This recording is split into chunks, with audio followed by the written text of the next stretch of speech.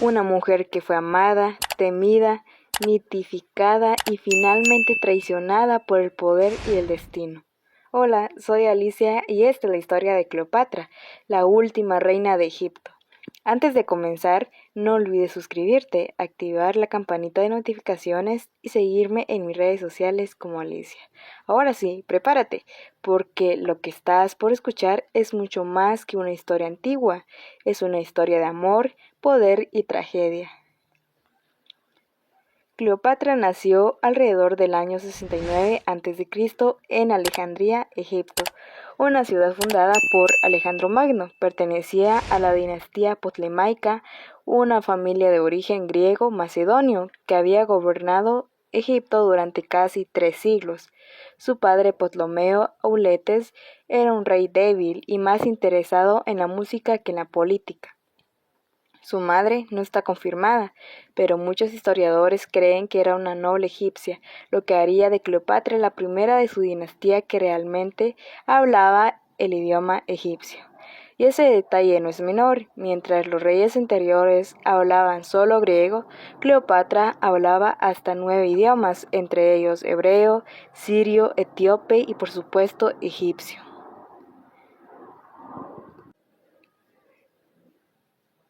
Desde joven se formó en filosofía, astronomía, política y retórica. Su inteligencia era su arma más poderosa, pero a los 18 años el destino la enfrentó a su primer gran enemigo, su propio hermano. Antes de continuar, ¿qué es la retórica? La retórica es el arte de la comunicación efectiva que se enfoca en usar el lenguaje oral o escrito para persuadir, informar o conmover a una audiencia. Su objetivo es construir discursos coherentes y convincentes para influir en las opiniones y modificar perspectivas en diversas situaciones, como en la política, la publicidad o el derecho. La retórica de Cleopatra no se refiere a un concepto único, sino a su habilidad para usar el lenguaje de manera persuasiva y estratégica para alcanzar sus metas políticas y mantener su poder. Esto incluía el uso de apelaciones emocionales, halagos y amenazas, así como la diplomacia pública y la capacidad de comunicarse con diferentes públicos en su propio idioma. Habilidades retóricas de Cleopatra, persuasión y encanto. Cleopatra era conocida por su habilidad retórica y carisma, que utilizaba para influir y manipular a figuras como Marco Antonio y Julio César. Manipulación estratégica. Alternaba entre diferentes estrategias, puesta en escena y simbolismo. Su famosa entrada a Tarso en una barcaza dorada disfrazada de la diosa Afrodita para encontrarse con Marco Antonio es un ejemplo de su maestría en la comunicación escénica. Estos eventos servían para reforzar su imagen y autoridad de manera dramática y memorable. Inteligencia y carisma. Si bien la leyenda exagera su belleza, las fuentes históricas señalan que en su encanto, ingenio e inteligencia eran sus verdaderas armas de seducción. En el relato de su encuentro con Julio César, en el que se hizo contrabandear en una alfombra, su audacia y astucia fueron lo que más lo impresionó. Propaganda. Cleopatra era una maestra de la propaganda y la percepción pública. Moldeaba su propia imagen a través de monedas y otros artefactos y usaba la percepción que los romanos tenían de ella como un arma, a pesar de que estos la retrataban a menudo de forma negativa. En resumen, la retórica de Cleopatra fue un conjunto de estrategias de comunicación multifacéticas que le permitieron ejercer el poder.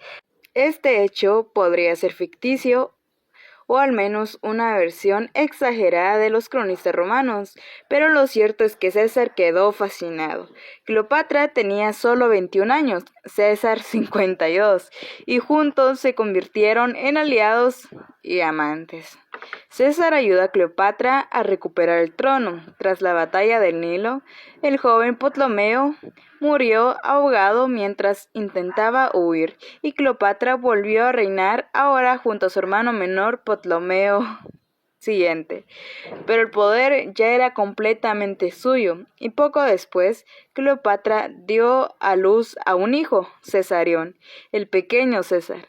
Los romanos lo llamaban Ptolomeo, pero en Egipto se le conocía como el heredero de dos mundos.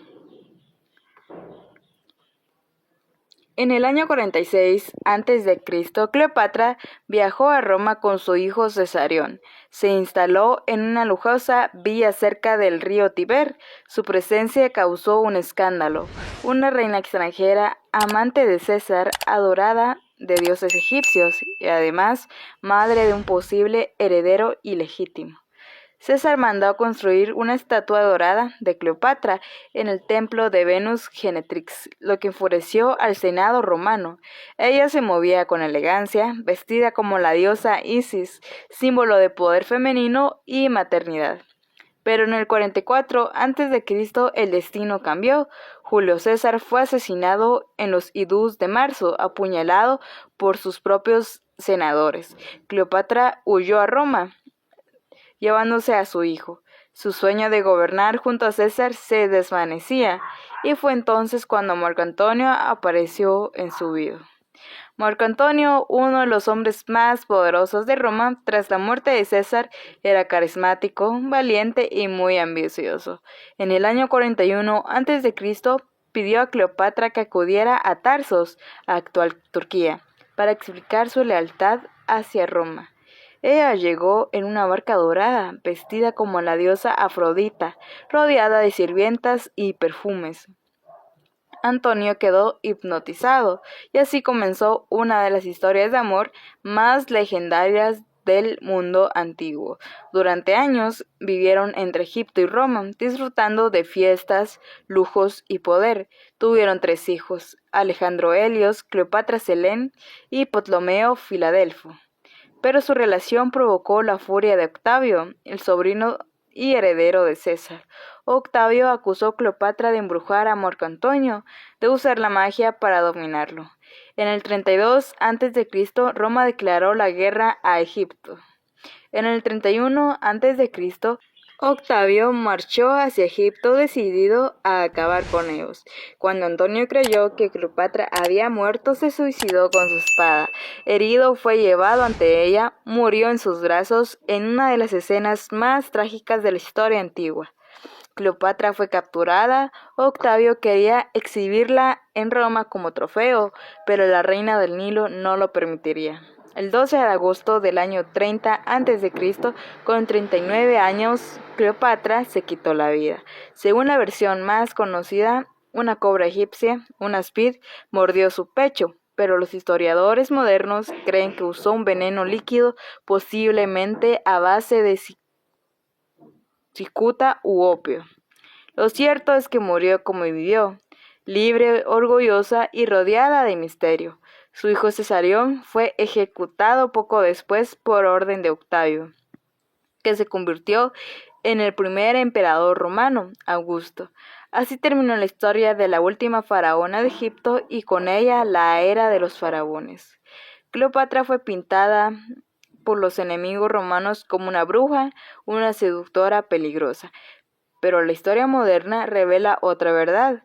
Fue un líder inteligente, una diplomática brillante, una mujer que jugó con las reglas del poder en un mundo de hombres. Las películas como la de Elizabeth Taylor en 1963 la convirtieron en un icono sensual, pero detrás de esa imagen existió una mujer real, de carne y hueso, que habló con los más grandes de su tiempo y desafió a un imperio entero. Su tumba aún no ha sido encontrada y quizá ese sea su último misterio, el lugar donde la reina del Nilo sigue esperando ser descubierta. Gracias por acompañarme en esta travesía por el tiempo. Soy Alicia y esta fue la historia de Cleopatra, la última reina de Egipto. No olvides suscribirte, activar la campanita de notificaciones y seguirme en mis redes sociales como Alicia para más historias del pasado que aún siguen vivas. Hasta la próxima.